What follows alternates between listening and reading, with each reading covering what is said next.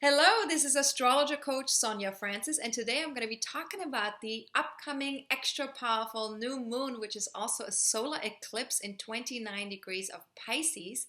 This will be exact on March 20th at 5:36 a.m. East Coast time in the US, which is also New York time, or 2:36 a.m. Pacific time in the US, which is also LA time. Now, this is the beginning of a new moon cycle, but it's also the beginning of a new eclipse cycle because the last eclipse we had was in the end of October in 0 degrees of Scorpio.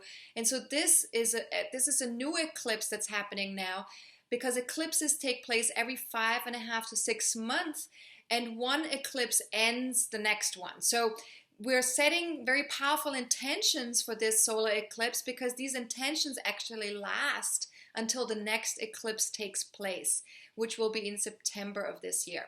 So we talk a little bit more about setting intentions at the end of this video. Let's first talk about solar eclipses, and in particular this solar eclipse.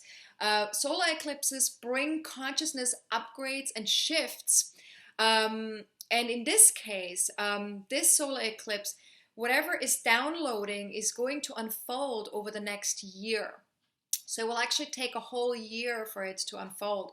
And those of us who have natal planets within 5 degrees of the eclipse are definitely going to experience more dramatic changes than those of us who don't.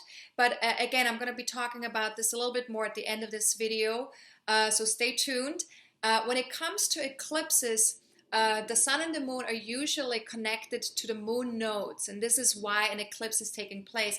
The sun and the moon and the earth align exactly in one energy field, and so this is very potent time.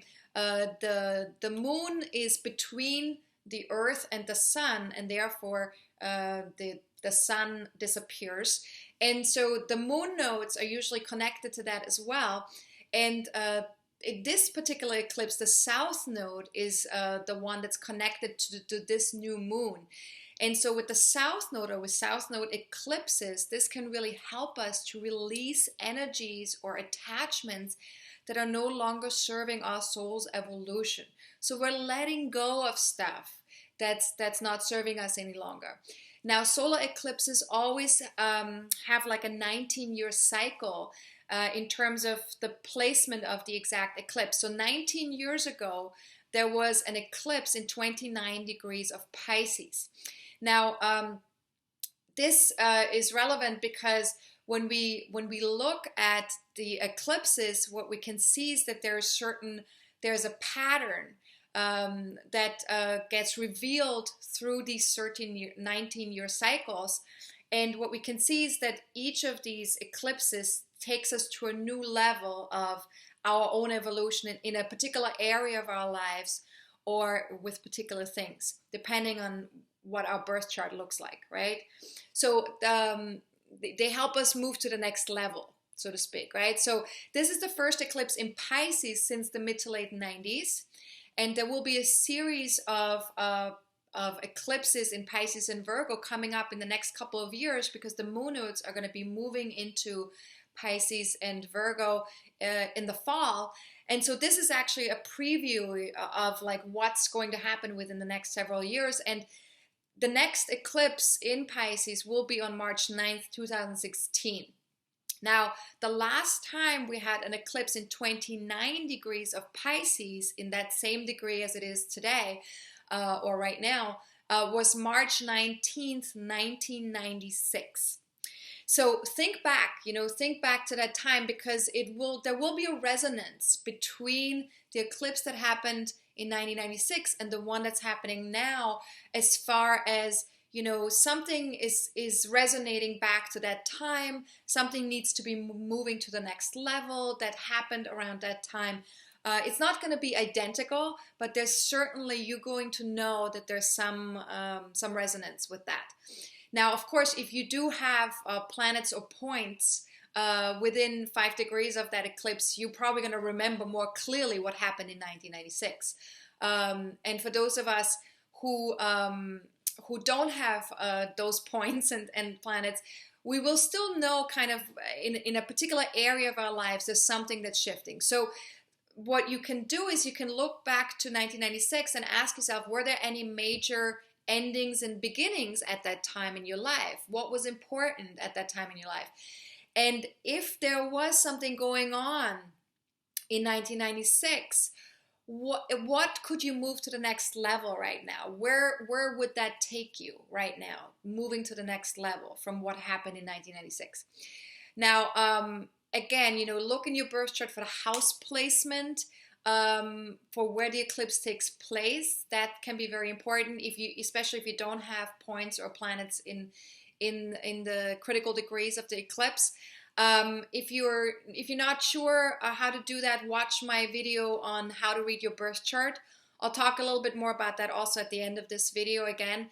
Now, the new moon and the solar eclipse has something very intense happening at the same time as well, which is the last Uranus-Pluto square just happened right before this eclipse becomes exact. So, of course, this last square of Uranus and Pluto is a very important turning point for all of us on a collective level and on an individual level.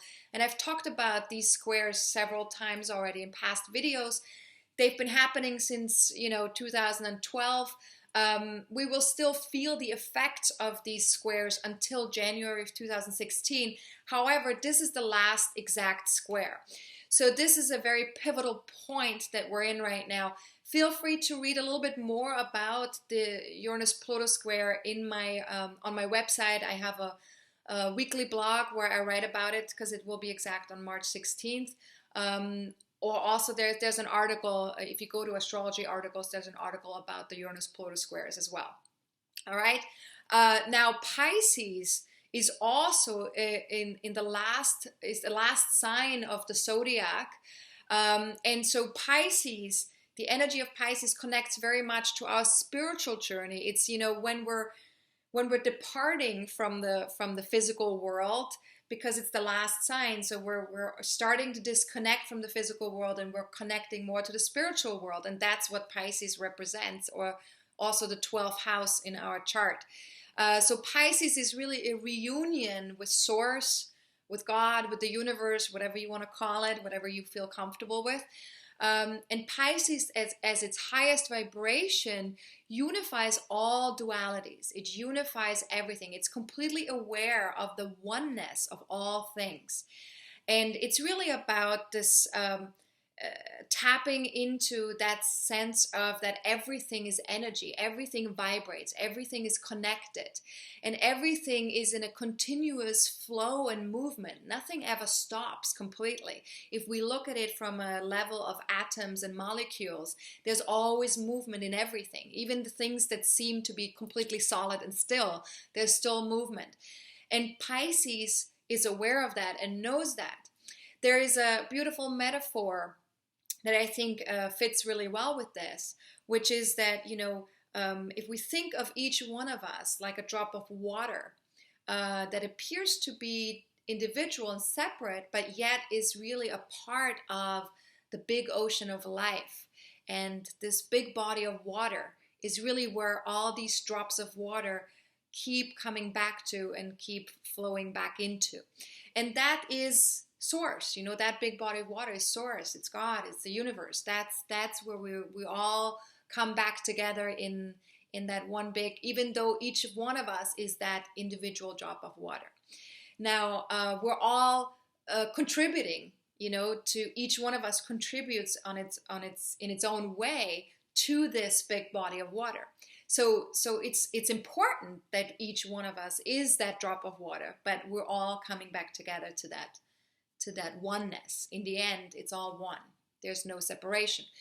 Now, we are also the sum of all the parts that we perceive. So the physical, the spiritual, the emotional, the mental. If we think about all these different layers that we connect to on a day-to-day basis, we are all of it, not just one of it.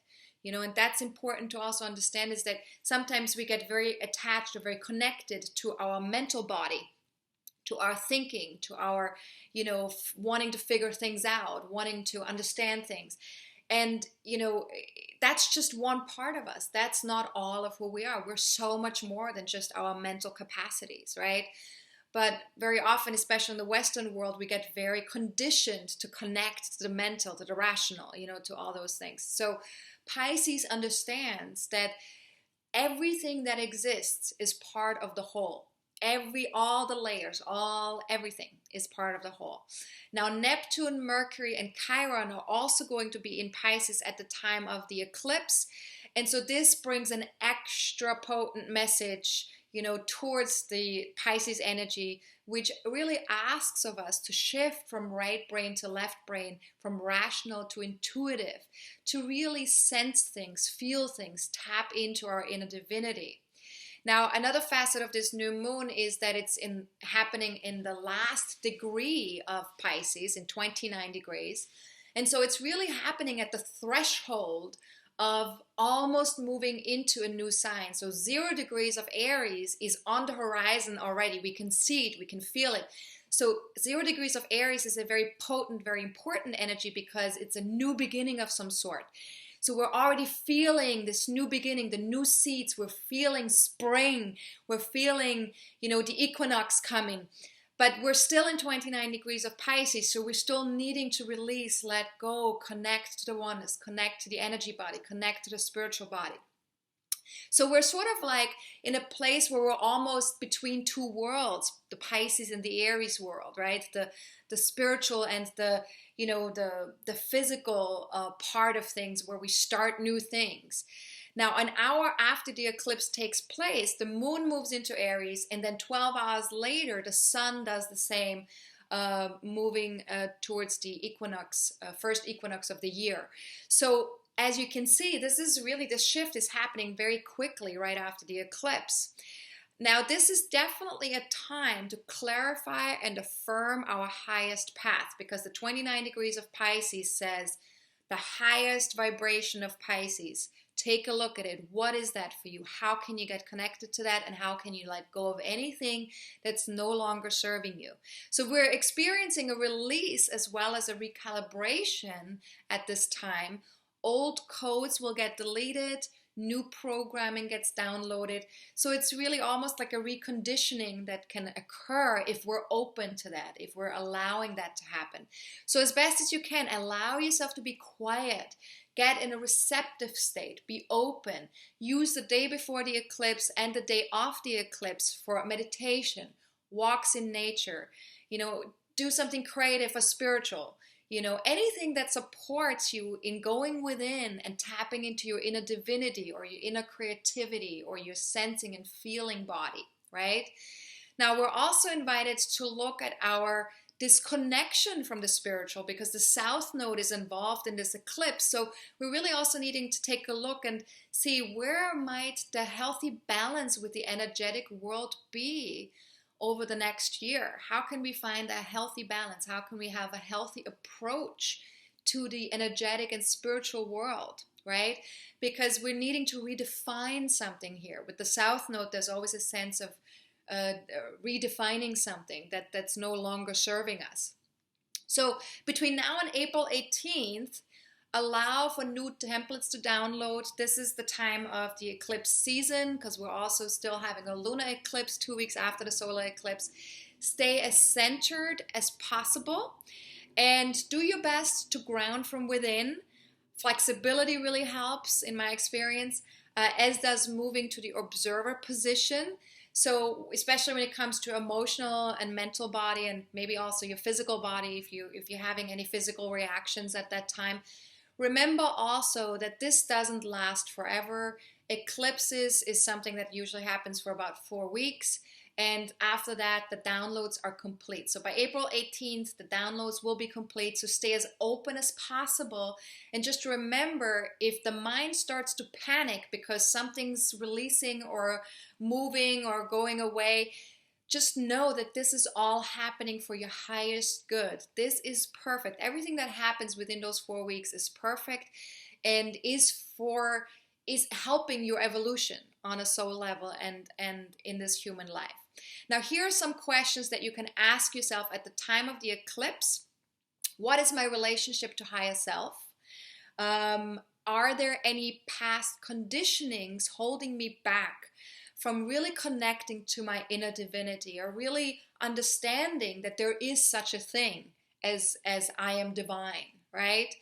Also, maybe there is a need to trust the perfection of life. Maybe there's a distrust that has been conditioned into you through experiences or through your upbringing.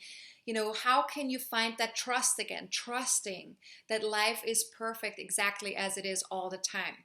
And where could you open your heart more fully to allow for the organic flow of life, the divine timing? What if I let go of being attached of a particular outcome? Or what if you let go of being attached to a particular timing in your life? And these are really, really great questions to ask yourself at the time of this solar eclipse, right? So as an experiment, what you can also do, could you let go of all your attachments just as best as you can, and just for right now, just to see what would happen? Now, if you have any personal planets or points in 25 to 29 degrees of Pisces, Virgo, Gemini, Sagittarius, or 0 to 4 degrees of Aries, Libra, Cancer, or Capricorn, then this eclipse is definitely going to be very potent for you, and you will feel the effects of this extra powerful full moon more strongly. But even if you don't have those degrees and signs, then definitely look at the house placement in your natal chart, just like I mentioned earlier. And feel free to watch my How to Read Your Birth Chart video, which talks a little bit about that, how to apply that to your birth chart.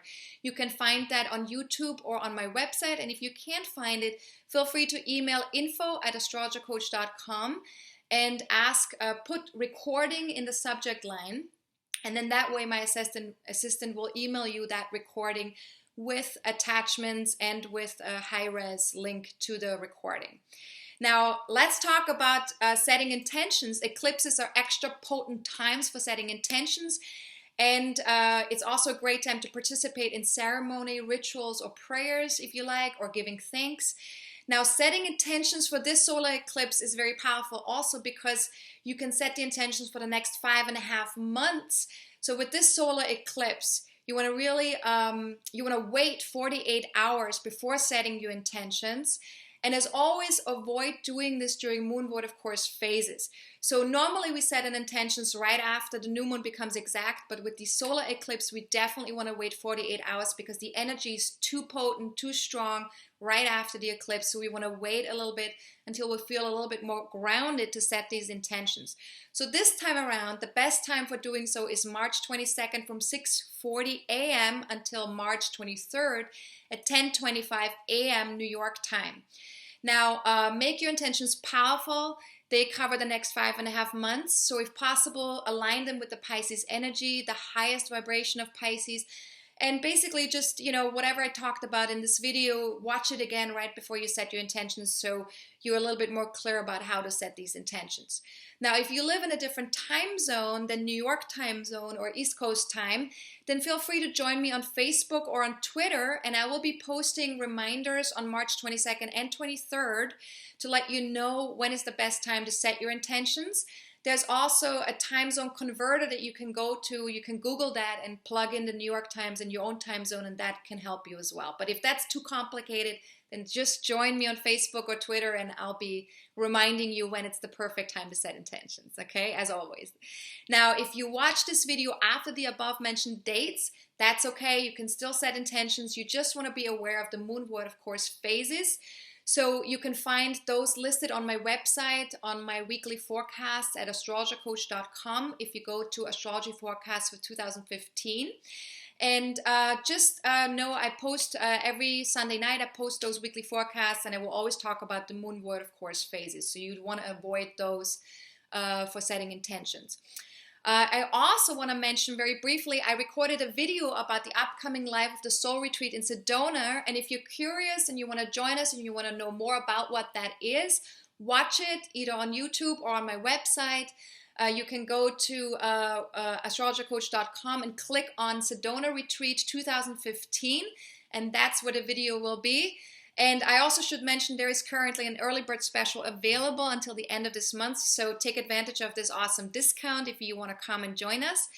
And if you're not yet on my mailing list and you'd like to receive my newsletter, please email me at info@astrologercoach.com and write newsletter in the subject line, and we'll be making sure that you get the newsletter.